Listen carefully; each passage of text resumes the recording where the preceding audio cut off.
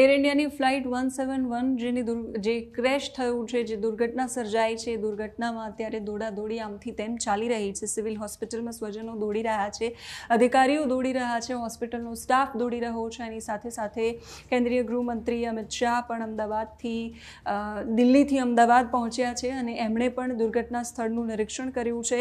એની સાથે સાથે રાજ્યના મુખ્યમંત્રી ભૂપેન્દ્ર પટેલ, એની સાથે ગૃહ રાજ્યમંત્રી હર્ષ સંઘવી અને બાકી બધા જ નેતાઓ, અધિકારીઓ, મંત્રીઓ, બધા જ લોકો અત્યારે દોડી રહ્યા છે. તાત્કાલિક જે સારવાર મળે, રાહત બચાવની જે પણ કામગીરી થઈ શકે એના માટે તમામ ઓથોરિટીઝને સૂચન કરી દેવામાં આવ્યું છે. રાજ્યના પૂર્વ મુખ્યમંત્રી વિજયભાઈ રૂપાણી સહિત 242 લોકો છે એ આ પ્લેનમાં સવાર હતા અને એમનું મૃત્યુ થયું છે. પણ એક ચમત્કારિક બચાવ, એક યુવક જે સીટ પર બેઠો હતો 11A પર, એ ફ્લાઇટમાં એનો બચાવ થયો છે, એનો ચમત્કારિક બચાવ થયો હોવાના સમાચાર. એએનઆઈ સાથે અમદાવાદના પોલીસ કર્મચારી GS મલિકે વાત કરી ત્યારે એમણે એવું કહ્યું કે 11A નંબરની સીટ પર જે માણસ બેઠો હતો, જે યુવક બેઠો હતો, એનો બચાવ થયો છે. બાકી કોઈ જ વ્યક્તિ આમાં બચ્યું નથી. સંભાવનાઓ પણ નહિવત છે. પરિજનો DNA આપવા માટે લાઈનો લગાવીને સિવિલની બહાર ઊભા છે. બધાની વચ્ચે આ એક ચમત્કારિક બચાવ છે. મોટો ચમત્કાર કહી શકાય કે 242 લોકો હતા, એમાંથી માત્ર આ એક જ વ્યક્તિ 40 વર્ષીય યુવક છે જેનો આ બાદ બચાવ થયો છે. મૂળ દીવનો એ યુવક છે. 11A નંબરની સીટ પર એ બેઠો હતો. આ માતમના જે દ્રશ્યો સર્જાયા છે સિવિલ હોસ્પિટલની બહાર, જે માંસ અને જે લોહીની દુર્ગંધ આવી રહી છે, ગંધ આવી રહી છે, એની વચ્ચે પરિવારજનોનું જે કલ્પાંત આપણે સાંભળી રહ્યા છીએ, એની વચ્ચે આ એક મોટા સમાચાર.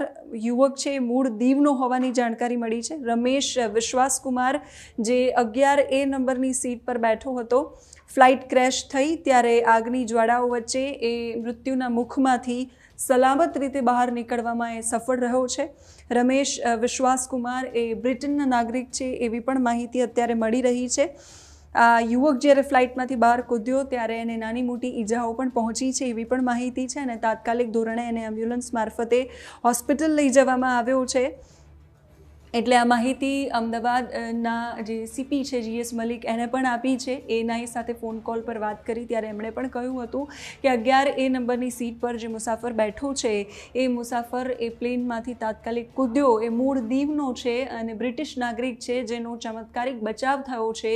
બાકી જે 241 લોકો છે, એમના પરિજનો છે, એ કલ્પાંત અને એ પીડા અનુભવી રહ્યા છે. જે દુર્ઘટના અત્યારે સર્જાઈ છે, અત્યંત ભયાનક અને ભયંકર દુર્ઘટના જે સર્જાઈ છે, એના દ્રશ્યો છે એ વર્ણવી શકાય એવા નથી, બતાવી શકાય એવા પણ નથી. એ રીતે હાથ પગ અને ધડ માથાથી અલગ થયેલા મૃતદેહો મળ્યા છે, જેમાં 3 દિવસ પછી DNA રિપોર્ટ સામે આવશે ત્યારે પરિજન એ પોતાના પરિજનને લઈ જઈ શકશે અને અંતિમ ક્રિયા છે એની કરી શકશે. વિધિ વિધાનથી એ ક્રિયાઓ બધી થશે, પણ ત્યાં સુધી તો હોસ્પિટલની બહારથી રડવાના, રુદનના, કલ્પાંતના, કરુણાના દ્રશ્યો છે એ સામે આવી રહ્યા છે. અમને મૂકવા ગયા હતા, છેલ્લે વાત આજે સવારે છેલ્લે મૂકીને બાઈ ગયું. બસ એને મને ફોનમાં ફ્લાઇટમાંથી વિડીયો કોલ કર્યો. ફ્લાઇટ કેટલી મોટી છે એવું બી બતાવ્યું મને.